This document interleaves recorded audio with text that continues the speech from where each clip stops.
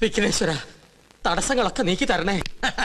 തമ്പുരാട്ടി കുഞ്ഞിന്റെ കല്യാണാലോചന എത്തവണയും മുടക്കി. മഹാപാപം. ആ ചെയ്ത പാപത്തിന് പരിഹാരമായി കൊട്ടാരൻ ദേവിക്ക് 5 വെടിവഴിപാടും കഴിച്ചിട്ട് നോ വന്നിരിക്കണത്. എന്നാലും നിങ്ങൾ എന്തിനാ കല്യാണം മുടക്കിയത്?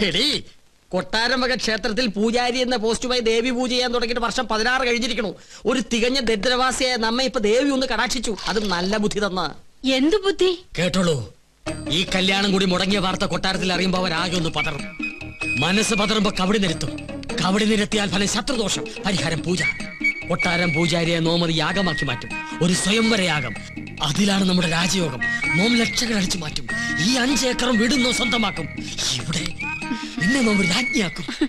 അതുവരെ നിങ്ങളെ ജീവനോടെ വെച്ചേക്കോ ഈശ്വര. എന്താ ഈശ്വരൻ നമ്മെ കൊല്ലൂന്ന് നിന്നോട് പറഞ്ഞുവോ? ഈശ്വരനല്ല കൊല്ലാൻ പോണത്. നിങ്ങൾ കൊട്ടാരത്തിൽ നിന്ന് കട്ടുകൊടുക്കാന്ന് പറഞ്ഞ കിരീടവും ചെങ്കോലും ചോദിച്ച് ആ അഗസ്റ്റും വീണ്ടും വന്നിരുന്നു. എന്നിട്ട് അവൻ എങ്ങോട്ട് പോയി? കൊട്ടാരത്തിലേക്ക്. കൊട്ടാരത്തിലേക്കോ? എന്റെ ദേവി! അഗസ്ത്യ! വീട്ടിൽ വന്നിരുന്നുവോ? പിടിച്ചു നിർത്ത്. നീ എന്താ പോയി? നോക്കട്ടെ, ഇത് കുഴിയാണല്ലോ.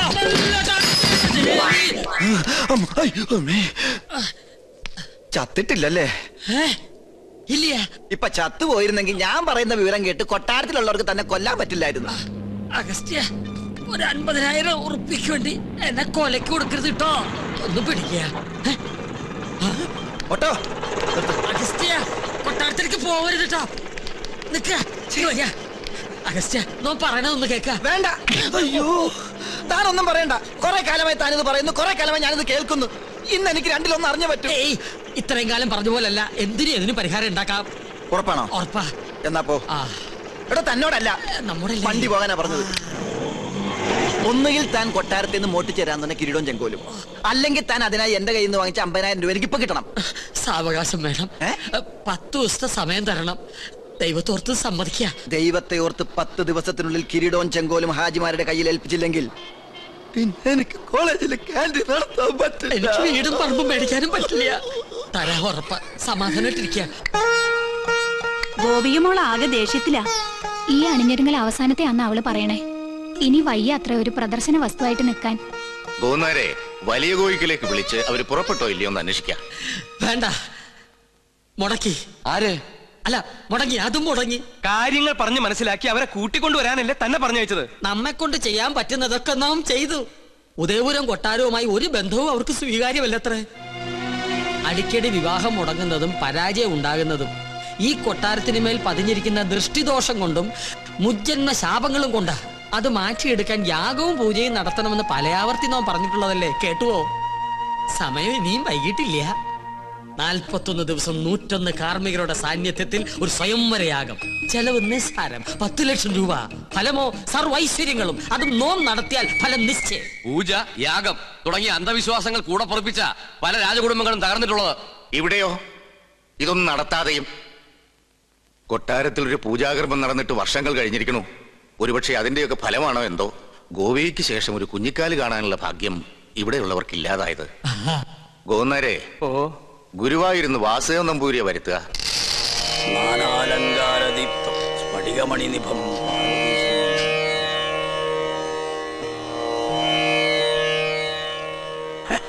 യാഗത്തിൽ ഫലസിദ്ധി കാണുന്നു.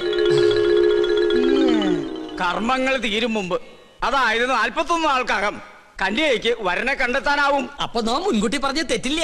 യാഗം നാം ഗംഭീരാക്കി തരാം. പക്ഷെ ഒരു കുഴപ്പമുണ്ട്. എന്താണ്? യാഗത്തിന്റെ വിജയസാധ്യത അതിന് നേതൃത്വം കൊടുക്കുന്ന കർമ്മിയുടെ ദേവപ്രീതിക്ക് അനുസരിച്ചായിരിക്കും. ദേവപ്രീതി നമുക്ക് വളരെ കൂടുതലാ. അത് തിരുമേനിക്ക് നോക്കിയാൽ അറിയാൻ പറ്റും. നോക്കാം. എന്താ പേര്? പരശുരാമൻ നമ്പൂതിരിപ്പാട്. പാട് വേണ്ട, പരശു നമ്പൂരി നോക്കിയാ മതി. ഓ, നക്ഷത്രം? നക്ഷത്രം ഉണ്ടാ? ഉണ്ട്. വേണമെന്നില്ല. അതൊന്നും ഉണ്ടാവില്ല.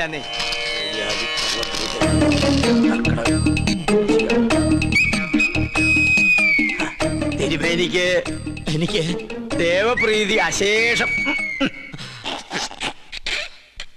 ഒന്നുകൂടി നോക്ക, ഒരല്പമെങ്കിലും കാണാതിരിക്കില്ല.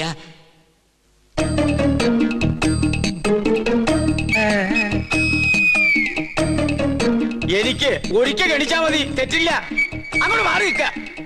ദേവപ്രീതിക്ക് വഴിപാട് കഴിക്കാം. എന്നാ പിന്നെ ഇത് വഴിപാടായിട്ട് ഇത് പിടിക്കട്ടെ എന്റെ ഭഗവാനെ. വേറെ ആരുണ്ട്? പണ്ടി കൊട്ടാരത്തിൽ ഒരു യാഗം നടത്തിയത് മണിമല മാണിക്യം ചെറിയ കൊട്ടാരത്തിൽ ബ്രഹ്മദത്തൻ നമ്പൂരിയാ.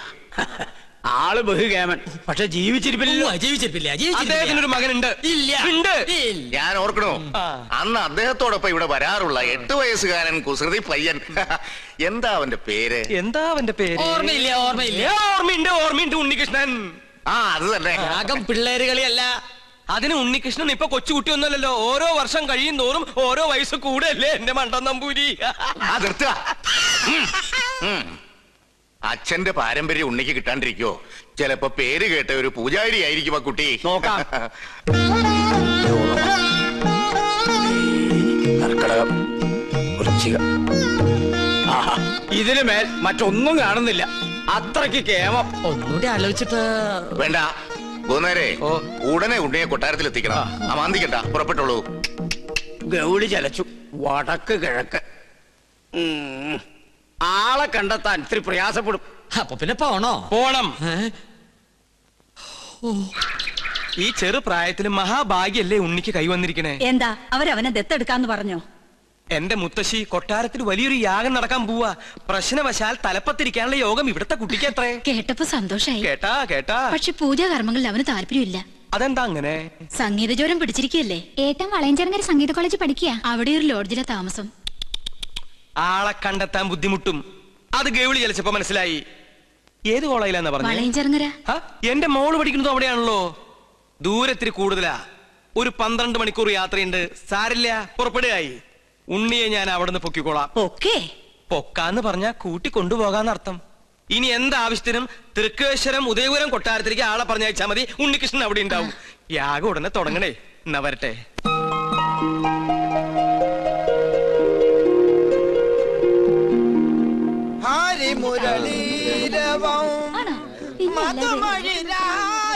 ചെമ്മാങ്കുടി ഇന്ന് നേരത്തെ തുടങ്ങിയല്ലോ. ചെമ്മാങ്കുടിയുടെ അത്ര ഇല്ലെങ്കിലും നല്ല സ്വരശുദ്ധി ഇല്ലേ? ദയവേത് സംഗീതം പഠിക്കുന്ന കുട്ടികൾ ഇങ്ങനെ കൊല്ലരുത്. സംഗീതം ഒരിക്കലും മരിക്കുകയില്ല. സാധകം ചെയ്തതാ പെങ്ങന്മാരെ. കഴുത്തോളം വെള്ളത്തിൽ നിന്ന് സാധകം ചെയ്യാൻ കഴുത്തോളം കടം സമ്മതിക്കണ്ടേ? അതുകൊണ്ട് ചായ അടിക്കുമ്പോ ആകാന്ന് കരുതി. ചെറുകടി എന്തുണ്ട് അച്ഛൻ ചേട്ടാ? സമൂസ, മസാല, പഴംപൊരി, പരിപ്പ് വട. കുട്ടി നിർത്തി കുടിക്കൂ, എന്നാലല്ലേ സിരസിൽ കയറാതിരിക്കൂ. സംഗീതം പഠിച്ചല്ലോ. മുല്ല പൂമ്പൊടി ഏറ്റുകിടക്കും, അകത്തിനുമുണ്ടാകും സൗരഭ്യം. സത്യത്തിൽ ഇന്നത്തെ മത്സരത്തിൽ എനിക്കും ഒരു കൈ നോക്കണമെന്നുണ്ടായിരുന്നു. അയ്യോ, അത് വേണ്ട. വേണ്ടേ? ആ ഒരു കൈ സുലൈമാനും ഉണ്ണികൃഷ്ണൻ തമ്മിൽ നോക്കിക്കോളും. എന്നാ നിങ്ങൾ പറ, ഇന്നത്തെ മത്സരത്തിൽ ആര് ജയിക്കും? സംശയം എന്താ? സുലൈമാൻ. ആ, അങ്ങനെ പറ. ഓ, അവളുടെ ഒരു സുലൈമാൻ. മേത്ത ചെറുക്കനെ പ്രേമിക്കാൻ നടക്കുന്ന നായരിച്ചി. വൺവേലൈനാ, ഒന്ന് പോടി. നീ നോക്കിക്കോ, ഉണ്ണികൃഷ്ണനെ ജയിക്കും. വെറുതെ തർക്കിച്ച സമയം കളയേണ്ട സംഗീതേ. ഉച്ച കഴിഞ്ഞ് അറിയാലോ വിധി. അത് നമ്മുടെ സുലൈമാനെ ജയിക്കൂ. ബെറ്റുണ്ടോ? 1000 rupees bet. അഗ്രീഡ്. ഓക്കെ. ആന്റണിയും ശ്രീലക്ഷ്മിയും അഗസ്റ്റിനും ഒക്കെ എനിക്കെതിരാണെന്ന് അറിഞ്ഞോടിന് ചോദിക്കുക. വെറുതെ കാശ് കളയണോ? വീം പഠിക്കാതെ പാടി ജയിക്കടാ. എന്ത് തന്നെ ആയാലും ഒടുവിൽ വിജയം എന്റേതായിരിക്കും. ചെമ്പൈ സംഗീതോത്സവത്തിൽ പാടുന്നതും ഞാനായിരിക്കും. നമുക്ക് കാണാം. ആ, പടാ.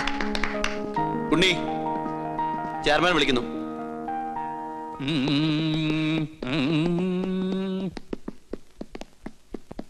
എത്തിയോ? നിനക്കൊന്നും ടെൻഷൻ ഉണ്ടാവില്ലല്ലോ. അതെങ്ങനെയാ? സ്വന്തം മക്കള് മത്സരിക്കുമ്പോ തന്തയ്ക്കും തള്ളക്കില്ലേ ആദി? അതിന് ഞാൻ നിന്റെ തന്തയല്ലോ തള്ളയല്ലോ സമ്മതിച്ചു.